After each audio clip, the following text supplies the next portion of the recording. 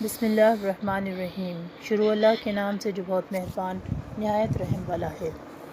اللہ رب العزت فرماتے ہیں سورہ بقرہ آیت نمبر 177 میں،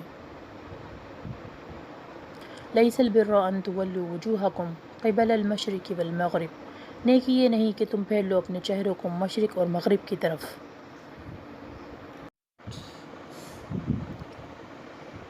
وَلَكِنَّ الْبِرَّ مَنْ آمَنَ بِاللَّهِ وَالْيَوْمِ الْآخِرِ وَالْمَلَائِكَةِ، اور لیکن نیکی یہ ہے کہ جو ایمان لائے اللہ پر اور آخرت کے دن پر اور فرشتوں پر،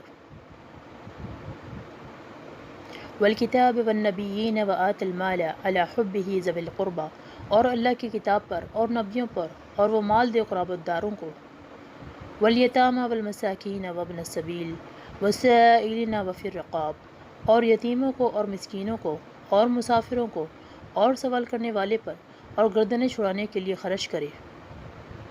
وَأَقَامَ الصَّلَاةَ وَآتَى الزَّكَاةَ وَالْمُوفُونَ بِعَهْدِهِمْ إِذَا عَاهَدُوا، اور نماز قائم کریں اور زکوٰۃ دیں اور جب عہد کریں تو اپنا عہد پورا کریں۔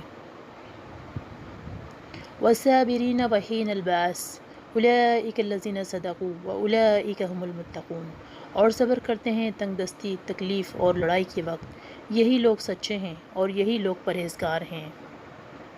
سورہ بقرہ آیت نمبر 177 اختتام۔